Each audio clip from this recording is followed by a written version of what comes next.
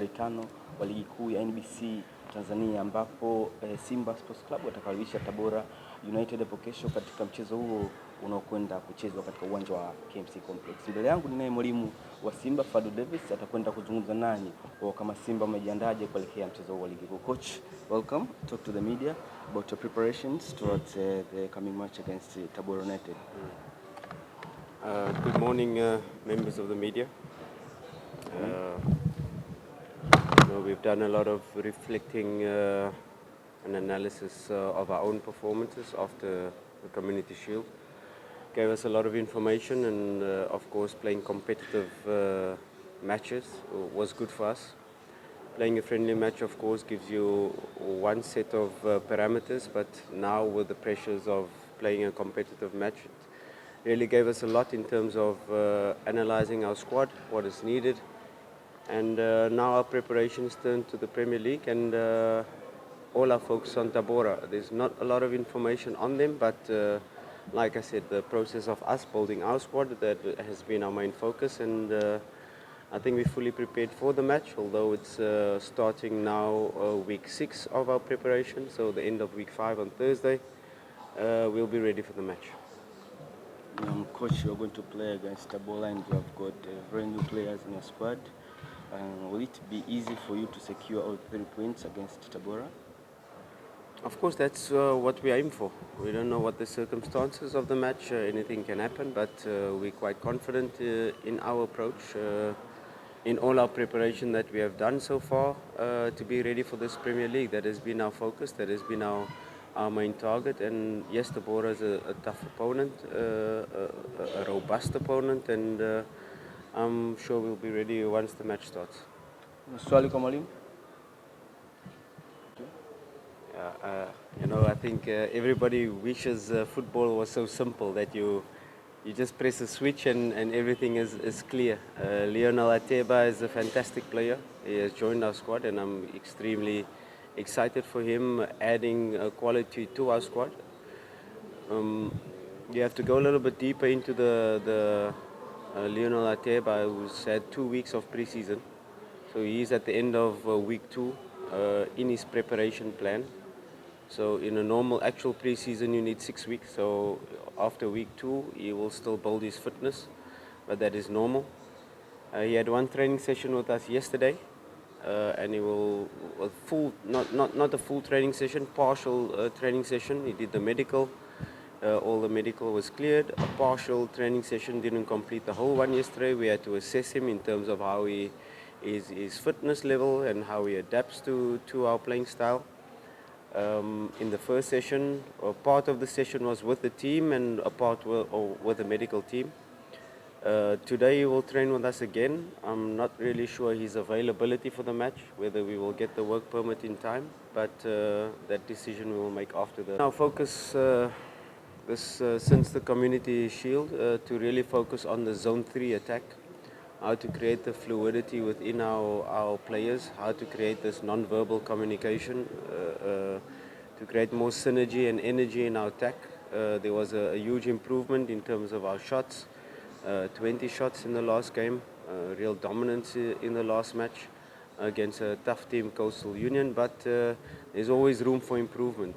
20 shots is definitely not our target and our end goal.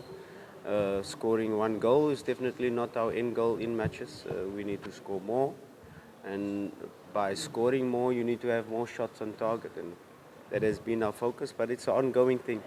If you have 8-9 players in your starting lineup new, it's normal that they don't yet understand each other, and that comes with matches, that comes with more training, that they get to understand each other. And especially the front players. If you have the front 4 players completely new from different countries, first time playing together, it's normal that it's not fluid, it's normal that there's no understanding between each other, but that is what we are continuously working on, everybody buying into how we want to play. We try to use each and every player's strengths to be able to then create more fluidity in our attack. And that will be the ongoing process. It needs more matches, needs more time, but hopefully this weekend we can score more goals than we have been. Coach, let's come how you play, the system of Simba, how it's playing.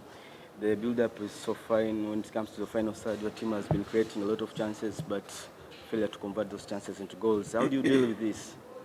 Yeah, it's an ongoing process. You don't only work on one aspect of the team. Once we came into the team, it's about creating this one idea, this one playing style that we all can believe in, all reading from the same page. And you start first of all by creating that solid base. You don't build a house really by just putting up the walls. You have to build a foundation, and everybody understanding what we do without the ball, how we be compact without the ball, how we put pressure on opponents, how we set pressing traps to be able to regain the ball, because defending is not only not allowing the opponent to score, but defending can be how do we regain the ball in certain area to be able to score.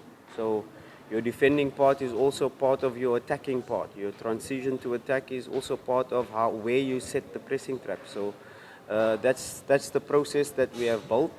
Then it's a moment to train our transitions, what we want to do when we regain the ball. Do we then want to go into possession phase, or is it a moment that we can immediately attack?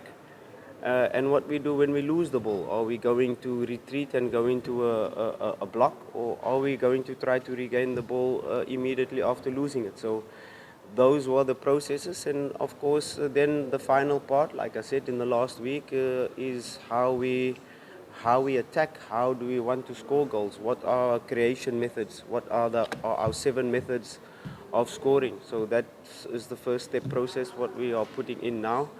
And yeah, it's not a sign one player and put on the light switch and you find light. No, it's an ongoing process. And of course, we've got players that have been in the starting lineup. Suddenly another player comes. You have to adapt slightly to his strengths. Maybe he was a striker that wanted a lot of crosses, but he's a striker that likes to play combination play. Or he's a striker that likes the ball in space. So those are the dynamics that we're trying to gel together to create this fluidity in attack. Like I said, a club like Simba for the last 3 years have not won trophies, but we want instant success. But we don't only want instant success, we want sustainable success. So success that is going to last for the next 5, 10 years. So it's not just I'm turning on the light and suddenly we are scoring 5 goals in a match. We have to build this thing step by step, and there's no time in football because in a big club like Simba you want to win immediately. But I have to think immediate 3 points the weekend, but also build this team that it can become a unit, that it can become a team that is going to dominate not only Tanzania, but put Tanzania on the map in terms of African football. Thank you, Coach. As you said, Simba wants sustainable success. Any words for Simba fans?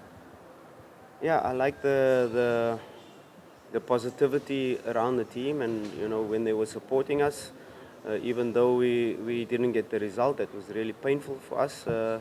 But how they supported the team in the last 2 matches was really good. And I encourage them to keep on supporting, getting behind the players, because these are new players.